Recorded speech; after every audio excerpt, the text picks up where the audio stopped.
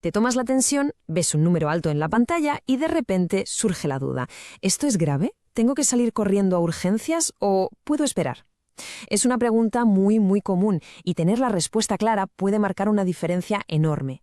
Pues mira, vamos a desglosar esto. El objetivo de hoy es que tengamos una guía que sea clara, que nos dé tranquilidad para saber exactamente qué hacer. Vamos a intentar quitar esa confusión, esa ansiedad que, lógicamente, aparece cuando vemos una cifra alta. Y es que, claro, aquí está el kit de la cuestión. La mayoría de las veces, la tensión alta no avisa, no duele. Es como un enemigo silencioso que puede estar haciendo daño sin que nos demos cuenta. Por eso, de verdad, entender estas señales de alarma es absolutamente fundamental para evitar problemas serios más adelante. Venga, pues vamos a meternos ahora en el concepto que yo creo que es el más importante de todos, el que nos va a permitir tomar la decisión correcta. Porque, a ver, no todas las subidas de tensión son iguales, para nada. Es importantísimo saber diferenciar entre lo que es una emergencia y lo que es una urgencia. Vale, el término médico que agrupa todo esto es crisis hipertensiva. Las guías médicas, los protocolos, suelen poner la cifra de 180/120 como ese umbral, esa línea a partir de la cual hay que prestar la máxima atención. Digamos que este es nuestro punto de partida, el número clave. Y aquí viene lo interesante de verdad, la diferencia, que parece simple, pero es que es vital. Una emergencia hipertensiva significa que esa tensión tan alta está, en ese preciso momento, dañando un órgano, el cerebro, el corazón, un riñón, lo que sea. En cambio, la urgencia es tener esa misma cifra, 180/120, pero sin que se esté produciendo ese daño agudo. Y la gran pregunta es, ¿y cómo sabemos si hay daño o no? Pues la respuesta está en los síntomas. Vamos a centrarnos primero en el peor escenario, el más crítico, el que necesita que actuemos ya, sin dudar. Vamos a ver cuáles son esas señales de alarma, esas luces rojas que convierten una cifra alta en una emergencia de verdad. Repetimos el número para que se nos quede grabado a fuego. 180/120 o más. Este es el primer filtro. Si alguien se encuentra con este número, es el momento de parar y evaluar.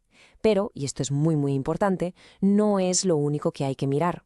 Exacto. El punto crucial es justo este. La cifra de 180/120 por sí sola no define automáticamente una emergencia.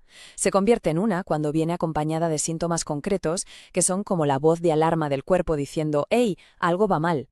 Y aquí las tenemos. Estas son las famosas banderas rojas, los síntomas que no admiten duda. Un dolor fuerte en el pecho, que podría ser un infarto, un dolor de cabeza que es, de repente, muy intenso, diferente a cualquier otro, la sensación de que te falta el aire, ver borroso o no poder hablar bien, confusión.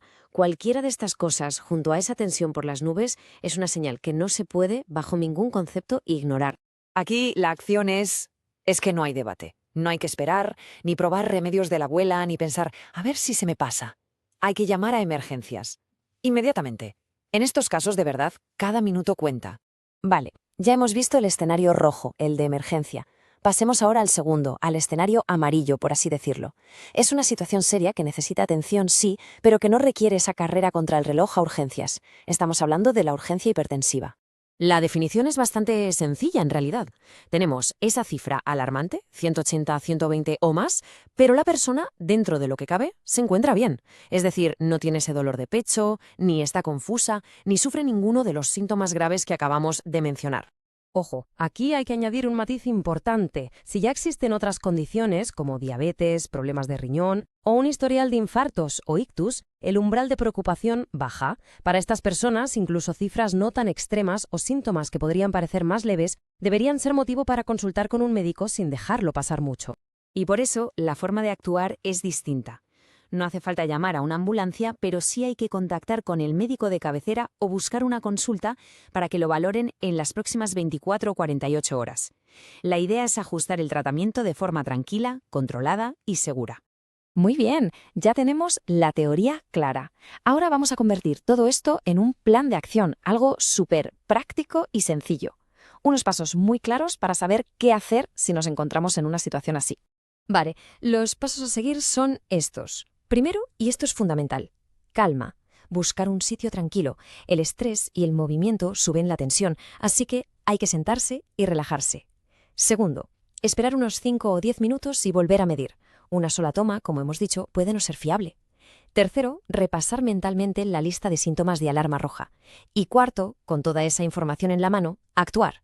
Llamar a emergencias si es una emergencia o llamar al médico si es una urgencia. Y esto no es una opinión, lo corrobora la evidencia médica. Esta cita de nefrología al día es clave para evitar el pánico. Una crisis hipertensiva nunca se diagnostica con una única medición. Puede haber muchísimos factores que alteren una sola medida. Por eso la recomendación es siempre confirmar la lectura después de un pequeño reposo. Y ahora, una advertencia de seguridad que es importantísima.